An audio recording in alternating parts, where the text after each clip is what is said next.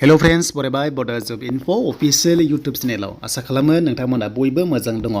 दा लोगोफोर बेयाव डिसकास खालामगोन नोंथांमोननि एक्सेलेन्ट मार्क्सनि सायाव बेनो जाबाय लं जाम्प दा नोंथांमोननि रिलिया जानो गोनांसै एन्ड बेनिफ्राय भेकेन्सिया गासै 6000 नि बारा दङ फ्रेश भेकेन्सिस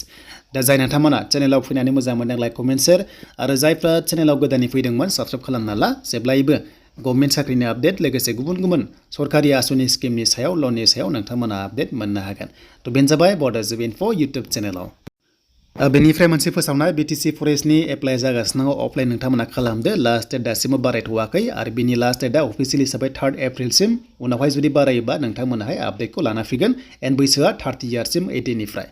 देन जों फैबाय अफिसियेल साइट SLPRBआव आरो बेयाव फैनाय लोगो लोगो जोंहा दासिम अफिसियेल नटिस जेबो गैथ'वा मानोना नोंथांमोना मिथिबाय इलेक्शन डेट ओंखारबाय एबा MCC नांबाय स' बेखायनो दायो जेबो रिलिज जानायनि चान्स गैया बेखायनो बे MCCआव नोंथांमोनाहाय जेबो माने आसाम पुलिसाव रिलिखौ जायना मिथिखाबाय नाथाय नोंथांमोननि गुबै टारगेटआ जाबाय जे नोंथांमोना नेक्स्ट रिलिनि थाखाय नाजानाय स' मानोना गोबां टाइम मोनदों नोंथांमोनाहाय गोबां टाइम मोनदों बेनिफ्राय जोंनि इलेक्शन डेटआ जाहैबाय 19 बेनिफ्राय 26 एप्रिलाव मोनसे जागोन सेकेन्ड एन्ड फार्स्टआ एन्ड लास्टआ 7 मेआव जागोन एन्ड बेनिफ्राय रिजाल्ट स' नोंथांमोननि रिजाल्टआ 4 जुनाव ओंखारगोन एन्ड बेनिफ्राय सरकार दानायसिम नोंथांमोननिया बेन्चाइ बेलेट जाहैसिगोन बेनो जाबाय जुननि लास्टसिमहालागै सरकार दानाय हाबाफारिया माखासे सोलिबाय थागोन अब्ला जुलाइ दानाव नोंथांमोननि आसाम पुलिस रिलिज जागोन आसाम पुलिस फिजिकेल टेस्टआ जुलाइयाव जानायनि पुरा चान्सआ दंखायो बेखायनो नोंथांमोननि गुबै कन्टेन्टआ जाहैबाय नोंथांमोननि एक्सेलेन्ट लानाय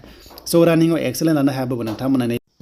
अपकामिं रिलियाव लं जाम्पआव नोंथांमोना एक्सेलेन्ट दा लोगोफोर डिपार्टमेन्टेल वाइसनि एग्जामा जुन आरो सेप्तेम्बराव जागोन SI लेभेलाव ओरैबायदि लागोन बिथांमोना कनस्टेबलाव जायफ्रा मावगासिनो दङ जायफ्रा कनस्टेबलाव मावगासिनो दङ हमना ला हेड कनस्टेबल बा कनस्टेबलाव बिथांमोनखौहाय SI लेभेलाव हरगोन जायफ्रानाखि क्राइटेरिया गोरोबदों स' बिथांमोनखौ हरनाय लोगो लोगो कनस्टेबलाव पस्ट आरोबाव लांदां जाबावसिगोन अब्ला नेक्स्टनि थाखाय गोदान भेकेन्सि ओंखारबाय थागोन बेखायनो जायफ्रा बैसो जायाखै एबा नाजानानै मोना अब्लाथाय नेक्स्टआव आरोबाव गोदान भेकेन्सि फैगोन स' बेखायनो नोंथांमोना रावबो माने नार्भास जानाङा जास्ट नाजाबाय थादो एन्ड बेनिफ्राय कनस्टेबलाव प्रमोसन नोंथांमोना जायफ्रा मोनो अब्लाथाय SI लेभेल जायसिगोन नालाय बेखायनो पस्टआ फैखागोन स' बेनिफ्राय नैबे जुलाइयाव जानो गोनां रिलिया 100% बुंजायो मानोना जुलाइयाव जाहैगोन जुदि जुलाइयाव दैबानाफोर जायोबा नाथाय नैबे फिल्डआ जुदि गाज्रि जायोबा एसे प्रब्लेम जागोन अब्लाथाय आरो माने रिलिया लेटबो जानो हागौ नाथाय जुलाइयाव चान्सेसआ बारा नुहुरदों मानोना बिथांमोना एनाउन्स खालामगासिनो दंखायो दा बेयाव नोंथांमोननि आपकामिंआव लं जाम्प मेन टारगेट जाबाय लं जाम्पआव नोंथांमोना एक्सेलेन्ट लाथारनांगोन अके 20आव 20 लाथारनांगोन अब्लासो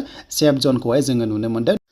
स' दानि कन्डिसनाव 16 हाफखौहाय बारथारनांगोन मानोना गोबां कमेन्ट्सबो खालामदों पार्सनेलबो मेसेज खालामदों आदा एक्सेलेन्ट थांगासिनो दं होननानै बेखायनो जायफ्रा दासिमबो एक्सेलेन्ट थाङाखैना अब्लाथाय गोबां प्रब्लेम जानायखौ नुहुरदों बेखायनो नोंथांमोना नैबे लं जाम्पआवहाय 20आव 20 लाथारनांगोन अब्लानो नोंथांमोना सेफ जनाव थागोन बेनिफ्राय रानिंआव मिनिमाम 13खौ लाबानो जाबाय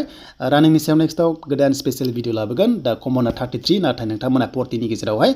जेसेबां हायो नोंथांमोना नाजानांसिगोन मानोना टाइमाव दंबावो स' नोंथांमोना दान मोनथामनि बारा मोनबावगोन बेखायनो नोंथांमोना बे लं जाम्पखौ दासिमबो जुदि एक्सेलेन्ट हायाखैबा नोंथांमोना खालामनो नाजा 16 हाफखौहाय बारथार